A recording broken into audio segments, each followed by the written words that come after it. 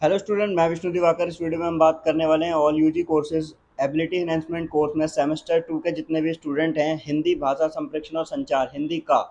तो जैसा कि हम सब पहले से ही डिस्कस कर चुके हैं, यहाँ पर हम लोगों ने जो है इसमें जितनी भी यूनिट दी गई हैं, जिसमें से हमने पहली यूनिट पूरी कंप्लीट कर ली। उसमें लेसन नंबर 1 लेसन नंबर 2 पूरा कंप्लीट है। दूसरी यूनिट में से हमने लेसन नंबर 1 पूरा कंप्लीट कर लिया है। और दूसरी यूनिट में से लेसन नंबर 2 में सर्वेक्षण आधारित प्रतिवेदन जो है, तो हमने इसके तत्व कर लिए थे। और इससे आगे की जानकारी हम जो है इस वीडियो के अंदर लेने वाले हैं। तो यानी कि वीडियो को स्टार्ट कर लेते हैं देरी ना करते हुए, जिसमें हम चर्चा करने वाले हैं यूनिट नंबर 2 के सेकंड लेसन के बारे में।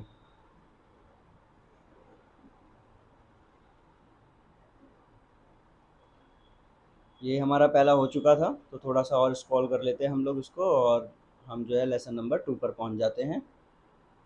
तो लेसन नंबर 2 में सर्वेक्षण आधारित प्रतिवेदन यानी कि जो रिपोर्ट है उसको तैयार करना, संभावित विषय जो यहाँ पर दिए गए हैं, ये सब चर्चा हम लोग पहली वीडियो में कर चुके हैं कि प्रतिवेदन का अर्थ क्या है, उसके प्रमुख तत्व क्या हैं। आज हम जो है इसमें पूरा लेसन कंप्लीट करने वाले हैं। यहाँ से प्रतिवेदन लेखन की प्रक्रिया।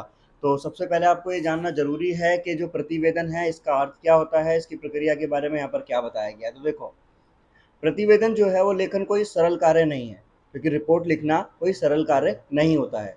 अगर हम बात करें वास्तव में कि प्रतिवेदन लेखन पर एक कड़ा दायित्व होता है। अगर हम बात करें कि जो प्रतिवेदन है ना, प्रतिवेदन लिखना वो एक बहुत बड़ा दायित्व है, बहुत बड़ी जो है यहाँ पर ड्यूटी है। उसके निर्णय और सुझाव सरकार पर बाध्यकारी ना होते हुए भी उन्हीं के आलोक में भविष्य की कार्रवाई निर्धारित होती है, कि जो भी आज हम लिख रहे हैं वो कल के लिए निर्धारित करेगा चीज़ों को। इस दायित्व की पूर्ति के लिए प्रतिवेदन को प्रतिवेदन संबंधी पूर्ण योजना बनानी होती है। इस योजना के कुछ चरण हैं। अब अगर हम प्रतिवेदन लिखते हैं तो उससे पहले क्या करते हैं हम लोग, कुछ इसके अंदर जो है योजना बनाते हैं।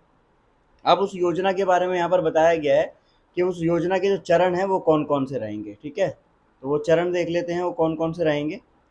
सबसे पहले हम देखते हैं यहाँ पर कि जो पहला इसमें चरण दिखाया गया है उसको ले लेते हैं।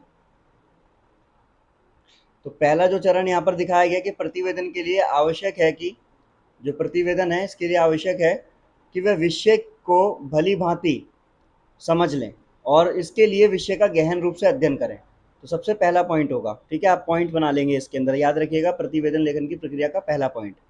तो योजना का जो पहला पॉइंट है, चरण है, कि भाई प्रतिवेदन लिखने के लिए सबसे पहली ज़रूरत यह है कि वो उस विषय को अच्छी तरीके से समझ लें। इसके लिए विषय का गहन रूप से अध्ययन करना और उस पर मनन करना बहुत ज़रूरी है।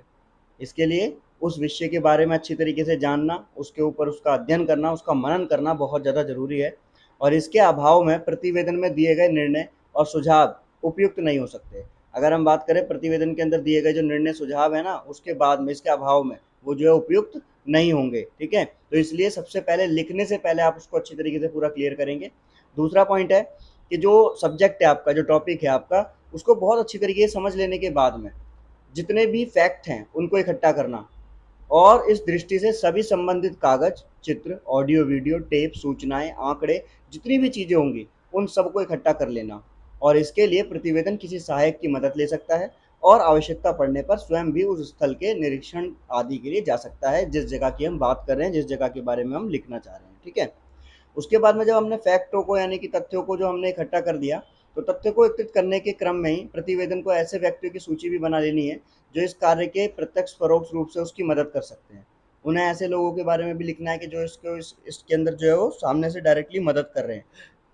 जो व्यक्ति प्रत्यक्षदर्शी हो, विषय पर कुछ प्रकाश डाल सके, उनकी साक्षी लेने का कार्य भी इस चरण में पूरा कर लेना चाहिए। यानी कि जो व्यक्ति ऐसा हो जो इसके बारे में पूरी की पूरी जानकारी लेता हो, जानता हो, तो उस व्यक्ति का इंटरव्यू भी यहाँ पर उसको ले लेना चाहिए। तीसरा पॉइंट, अब तथ्य इकट्ठे कर लिए, उसके बाद में साक्षी लेने के बाद में प्रतिवेदन को उसी प्रकार के किसी अन्य विषय से संबंधित पुराने प्रतिवेदन, संबंधित नियमावली, प्रपत्रों आदि को एकत्रित कर लेना चाहिए। यानी कि पहले के जितने भी पुराने प्रतिवेदन रहे हैं वो उससे संबंधित जितनी भी चीज़ें हैं वो सबको इकट्ठा कर ले, ताकि निष्कर्ष तक पहुंचने में सुविधा हो, कंक्लूजन निकालने में बहुत ईजिली उसको जो है कोई ज़्यादा चीज़ें दिक्कत ना दे। और आवश्यकता पड़ने पर उस निष्कर्ष को पूर्ण निर्णयों तथा नियमों आदि से भी पुष्ट किया जा सके। ठीक है, और उसके बाद में हमारा जो उसके बाद में नेक्स्ट पॉइंट आएगा कि उसने क्या करा। फिर उसके बाद में जब उसने सारी चीज़ों को इकट्ठा कर लिया, उसके बाद जितने भी तथ्य हैं, प्रमाण हैं, साक्षी हैं, इन सब का विश्लेषण कर इनको अलग अलग वर्ग में बांट दे, और इसके प्रतिवेदन को निष्कर्ष तक पहुंचने में मदद मिलेगी कि भाई जब उसने सारी चीज़ों को अच्छी तरीके से लिख लिया तो उसको आगे जाकर इस सब चीज़ों के बारे में मदद अच्छे से मिल जाएगी, और फिर वो फाइनल डिसीजन लेने के अंदर जो है योग्य अच्छे से हो जाएगा, वो फाइनल डिसीजन ले सकता है। अब जो लिमिटेड प्रतिवेदन की स्थिति के अंदर अगर हमारे पास लिमिटेड ही उसके बारे में जानकारी है, तो वर्गीकृत सामग्री सभी सदस्यों के अवलोकनार्थ उपलब्ध करानी चाहिए। यानी कि जितने भी सदस्य हैं उन सबसे जितनी भी जो सामग्री है वो सारी की सारी इकट्ठी कराएं, और फिर परस्पर विचार विमर्श करने के बाद में एक सहमति बनाएं, और बहुमत के आधार पर लिए गए निर्णय को लिपिबद्ध किया जाए, उसको लिख लिया जाए, और कोई सदस्य उस निर्णय से सहमत नहीं है तो उसका मत भी अंत में देना चाहिए। ठीक है। अब निष्कर्ष निर्णय के बाद प्रतिवेदन को चाहिए कि वह उस संबंध में अपने सुझाव भी दे। उसके बाद में हमारा लास्ट पॉइंट है इसमें कि जो समिति है उसके द्वारा जो प्रतिवेदन की स्थिति है उसमें प्रतिवेदन का प्रारूप सभी सदस्यों में वितरित किया जाए और आवश्यकता अनुसार संशोधन किया जाए। ठीक है। और इस संशोधन का मतलब होता है बदलाव करना, और इस संबंध में जितनी भी आवश्यकता है उसके आधार पर गोपनीयता का ध्यान रखते हुए प्रतिवेदक अथवा समिति के किसी सदस्य को स्वयं भी टंकक का दायित्व निभाना पड़ सकता है। अब यहाँ पर जो है प्रतिवेदन के अंतर्गत जो गोपनीयता की चीज़ें हैं उनको भी आपको संभाल के रखना है। ठीक है। अब यहाँ पर सदस्य जो होगा उसको खुद को भी ना टंकक का दायित्व निभाना पड़ सकता है, यानी कि खुद को भी उस चीज़ के अंदर वो लेकर आएगा।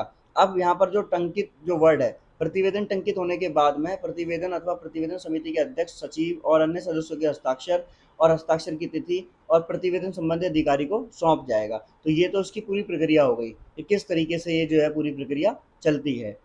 उसके बाद में इसके प्रकार बताए गए हैं। अगर क्वेश्चन आपसे पूछ लिया जाए कि प्रतिवेदन के प्रकार बताइए, तो आप प्रतिवेदन के प्रकार कैसे बताएंगे? तो प्रतिवेदन के जो विषय है ना वो अनलिमिटेड है, यानी कि असंख्य है, अनगिनत।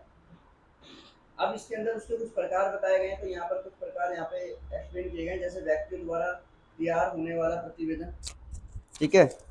व्यक्तियों के द्वारा तैयार होने वाला प्रतिवेदन जो होगा, और इस व्यक्ति का विषय का अच्छा जानकार होना आवश्यक है कि व्यक्ति जो है वो अगर व्यक्ति द्वारा कोई भी प्रतिवेदन तैयार हो रहा है तो वो व्यक्ति जो है उस विषय का अच्छा जानकार होना चाहिए, क्योंकि अगर उसको उसके बारे में जानकारी नहीं होगी तो वो प्रतिवेदन अच्छा नहीं हो पाएगा। सॉरी। ठीक है। तो इसमें उत्तम पुरुष शैली का उपयोग किया जाता है, तो ये तो आप इजीली समझ में आए होंगे। तो पॉइंट पॉइंट आपको समझना है जिससे कि आप आंसर आराम से लिख सकें।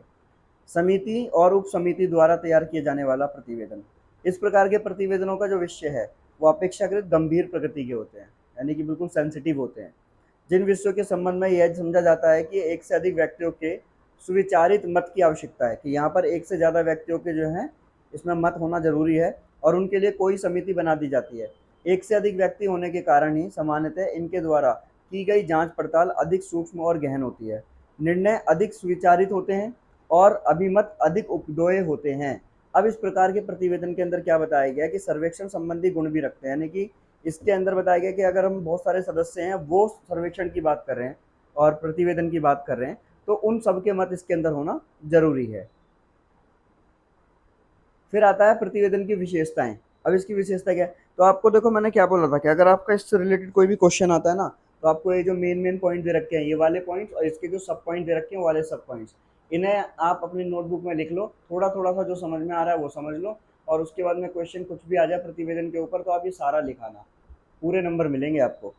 अब एक अच्छे प्रतिवेदन की जो विशेषता है वो क्या होती है? इसमें कुछ विशेषता होने आवश्यक माना जाता है, जैसे कि एक अच्छा प्रतिवेदन प्रमाणिक तथ्यों का संग्रह होना चाहिए, कि भाई उसके अंदर जो है फैक्ट होने चाहिए चीज़ें, और विषयनिष्ठ होना चाहिए, विषय भी उसका एक अच्छा होना चाहिए, और उसमें अनपेक्षित सामग्री के लिए कोई स्थान ना हो। ऐसा ना हो अनवांटेड कंटेंट उसके अंदर रिलेटेड ना हो, उससे रिलेटेड और कुछ भी उसके अंदर डाल रखा है वो सब चीज़ें ना हो। तो ये तो इसकी विशेषता है। अब इसके अंदर कुछ पॉइंट है, जैसे कि भाई विषय, घटना, समस्या और पृष्ठभूमि स्पष्ट रूप से उल्लेखित होनी चाहिए, जिससे कि अधिकारियों को सुविधा मिले उसको पढ़ने के बाद। प्रतिवेदन लक्ष्यगामी होना चाहिए, उसका एक कोई निर्धारित लक्ष्य होना चाहिए। प्रतिवेदन में पूर्णता का गुण होना आवश्यक है, क्योंकि वो प्रतिवेदन अगर आप आधा अधूरा छोड़ दोगे तो सामने वाले तक वो मैसेज नहीं पहुंच पाएगा जो आप पहुंचाना चाह रहे हो। तो ये भी एक पॉइंट हो गया। उसके बाद में प्रतिवेदन विस्तृत होने की स्थिति में उसे अनुच्छेदों में विभाजित किया जा सकता है।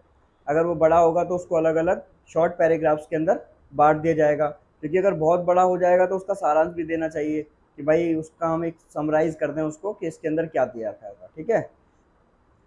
फिर उसके बाद में यहाँ पर देखो सर्वेक्षण आधारित प्रतिवेदन के उदाहरण है। अब आपको किस तरीके से क्वेश्चन में लिखना है। अगर आ जाए कि सर्वेक्षण वाले प्रतिवेदन के कुछ जैसे नमूने दिए गए, जैसे कोरोना और मानसिक स्वास्थ्य, इस पर एक प्रतिवेदन लिखिए। तो पहले आपको डेट लिखनी है, फिर उसके बाद में पूरा का पूरा आपको कॉन्सेप्ट बताना है कि जी देखो क्या क्या हुआ, कैसे कैसे हुआ, है ना? तो ये सब चीज़ देखो, अनुमान, व्यापक प्रभाव, तो ये सब इसके जो हैं एग्जाम्पल्स दिए गए हैं। तो ये तो आप आराम से लिख सकते हो, आपने 12th क्लास तक ऐसे राइटिंग की होगी।